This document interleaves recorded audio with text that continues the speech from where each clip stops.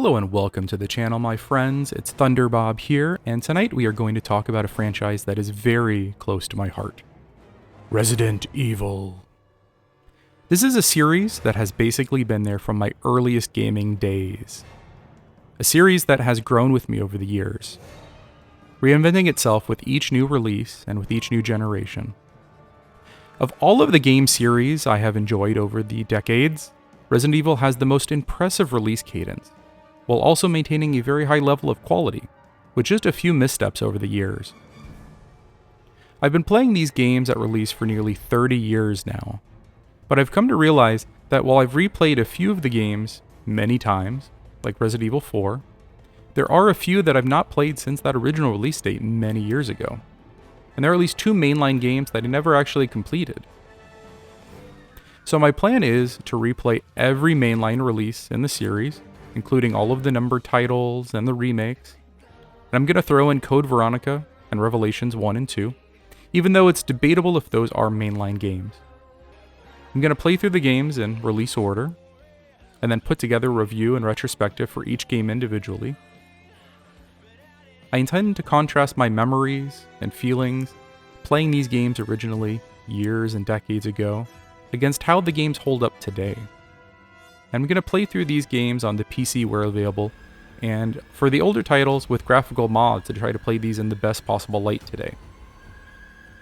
When I'm done with the entire series, I want to do a final video with my overall thoughts on the series and a ranking of all of the games. And a warning here, there will be some spoilers, but let's go ahead and get started. And tonight we are going to be talking about the Resident Evil Remake. The Resident Evil Remake was released for the GameCube back in 2002 and was the first of several new and re-released Resident Evil games for that system. This was actually the first Resident Evil game that I owned, with all of the previous titles being rentals. I ended up buying every Resident Evil released on the GameCube over the next few years and still have them today. I played this game a few years after I finished Resident Evil 2 for the Nintendo 64. I was in high school for sure by this point and was a lot more independent by this age. I can remember staying up late, the lights out in my room, and slowly making my way through this terrifying game. Those memories are pretty hazy, but I do remember being amazed by the graphics and finding it more difficult than the previous titles in the series. I had largely become a PC player by this time and was less impressed by console games overall, but I do remember how incredible this game looked at release. And in my memory, the game is essentially photorealistic, and the character models just look like actors. The other memory is concerning the difficulty and how frightening the game was. In particular, the first time you come across a crimson head and how frightening and game-changing that aspect was to the series. I've always considered this game one of the harder entries, though we're going to see how that holds up as I make my way through the series again. Now that I'm playing this remake again 23 years later, I have to start out just by saying it really does hold up. I am playing the PC re-release from back in 2015. This re-release essentially took the original game and increased the resolution, though some of the backgrounds could be a bit sharper still. I've read that the original assets were lost and that this is the best that could be accomplished. There are some mods out there to improve the textures further, but I did not end up playing with them as I felt it looked adequate. It's really incredible to think that this game ran on the GameCube. How did they manage to make it look this good? It's kind of insane how much better this game looks than the 1996 original. The jump in visual fidelity in just 6 years is simply astounding. Think about this in comparison to modern games like The Last of Us. The original Last of Us was released on the PlayStation 3 in 2013. It was remastered for the PlayStation 4 in 2014, and then it was remade for the PlayStation 5 in 2022. If you put that original 2013 PlayStation 3 release against the 2022 remake, I can barely tell a difference. But when you compare Resident Evil 1 with the remake, it's like a completely different world. And part of this is due to the huge power increase between those two generations in particular, and how well Capcom was able to maximize the benefits of the fixed camera perspective. This is one of the last Resident Evil games to use a fixed camera perspective and 2D backgrounds. This allowed them to use incredibly detailed static 2D images for the backgrounds that really are not very taxing on the system, and then overlay more advanced lighting and particle effects, and use the extra processing power for very detailed character and enemy models. And this is a remake of the original Resident Evil. It's faithful in tone and atmosphere, but the actual layout, puzzles, enemies, and gameplay are a bit different.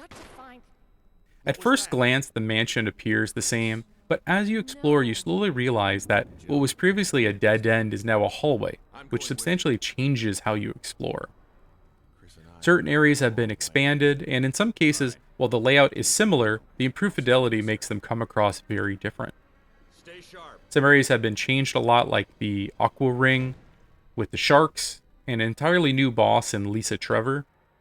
And there are a few puzzles that share elements from the original, but nearly everyone is designed differently and in new locations. The game at times seems to try and subvert your expectations, introducing a similar moment from the original game, but changing it and how it unfolds. Overall, the structure of the game is very similar to the original. You pick either Chris Redfield or Jill Valentine, again members of S.T.A.R.S, an elite squad with the Raccoon Police Department, and you're dispatched to investigate the Arklay Forest and a series of murders. Gone is the live-action footage from the original, instead replaced by a cinematic that still holds up pretty well, though I really did love that live-action in the original. S.T.A.R.S is attacked by a pack of mutant dogs and forced to flee into the mansion. And the beginning section is very close to the original 1996 game, and soon enough you're left on your own to explore the mansion. Like the original, you start out pretty weak with just a pistol. You make your way through the different floors of the mansion, collecting keys, solving puzzles, avoiding zombies when possible. Early on, you find kerosene and a lighter, and you're introduced to your first Crimson Head. This is a new mechanic, and essentially, if you kill a normal zombie and their head is intact, they may return as a super fast and aggressive zombie variant. You either need to blow off the head or use kerosene to burn them prior to returning. Unfortunately, you can only hold 2 charges of kerosene at a time, and it requires 2 separate inventory slots for the kerosene and the lighter, so you really need to choose when to use it. This mechanic encourages you to avoid combat when possible, and honestly makes the game so much scarier. One of the other changes is that zombies can now follow you more distance, and can actually open doors, though this happens pretty rarely. And continuing through the gameplay, you make your way through a courtyard, like the original, but it leads to a new puzzle involving death masks, which open a coffin where you encounter a Crimson Head. There's also a newly added graveyard where you obtain the Magnum and avoid some crows, and you find a cabin and encounter Lisa Trevor for the first time, a newly added childlike zombie boss. The other side of the courtyard leads to the guardhouse where, like the original, you avoid some bees, some spiders, you fight a giant plant, and you find a giant holding area full of mutant sharks. Again, why are there sharks here? For some reason, you end up draining a lot of bathtubs here as well. There's a tense moment where you find this hanging body. After you leave, you hear a thump as the body drops and the creature reanimates. You do spend a short time in the tunnels, just like the original, and you fight an even bigger spider this time. There are some puzzles here involving a crank to turn the tunnel like the original, and then you run from boulders. The further into the game, the more closely it resembles the original, in my opinion. And eventually you have another encounter with Lisa, though you mostly just need to avoid her. Then you go through some of the creepiest environments I think I've seen in the entire series. This odd doll room in particular stands out. Then you head back to the mansion, and you finally open this door under the stairs. This leads you to the real final encounter with Lisa, who is kind of presented as a rather tragic figure in the end. and you get to open up the secret entrance into the lab. The layout of the lab feels very similar to the original. You start out running into the skinless zombies and then chimeras. And the zombies here you want to kill and burn to avoid them returning as Crimson Heads, as you'll need to move through this area a couple of times carrying explosives. And running, getting hit, or firing certain weapons has a chance to set those explosives off and kill you. The Chimera can mostly just be avoided and don't really cause much trouble here. And you eventually get the elevator up and running, and you run into Wesker. And shocker, he is the villain, and Barry is being blackmailed to help him. You fight the tyrant, then leave, and you finally open the door to help Chris escape. This leads you to the heliport and a final confrontation with the tyrant before you escape the mansion, and the mansion is destroyed. The story is told in a more serious manner here, and the characters come across more believable this time. The voice acting is quite good, though there really isn't that much dialogue in the game. The classic Resident Evil cheese has largely been kept to a minimum here, and is replaced by a bit more serious gothic horror vibe. There's still some silly elements like the sharks, but they're played with a more straight face than the original. And the sound design is impeccable, with each enemy sounding quite menacing, and the music's also very fitting and sets a nice mood here. Overall, while the structure of the mansion and the game is different, it manages to retain the vibe and tone of the original. The feeling of isolation and the foreboding atmosphere are pervasive, just like the original. And this remake still retains the tank controls like the previous games, but it does feel a bit tighter, and also formally introduced the quick turn mechanic.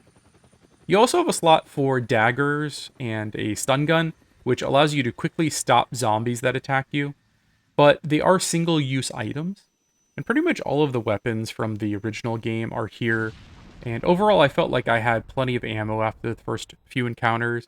By the end of the game, I had so much it was actually getting kind of tedious to pick up everything and deposit it. The game does feel more difficult than the original, largely because of the introduction of the Crimson Head and the need to pick and choose what zombies to kill and what to avoid. Enemies in general are also more dangerous, and you can go down in just a few attacks. I would say this is one of the more difficult games in the series, but it never really feels punishing or really hard, and as long as you take your time and plan ahead, it's not too difficult. As you get later in the game and you have a ton of resources, it does become easier, but the first section of the game is pretty tense. So, final thoughts. This is one of my favorite games in the series. Perhaps my favorite, though we'll see how it shakes out when I finish the entire series again. This is the gold standard that all remakes should strive to obtain, and it was done nearly 25 years ago. It retains the same feel of the original, while massively improving the graphics and the atmosphere. It streamlines a few elements and expands others in smart ways, without diluting what made the original work. If you're new to the series, I would suggest starting with the remake before playing the original, unless you have a particular interest in seeing how the series started. It is far more accessible and easier to get running, and will feel much more modern than the original.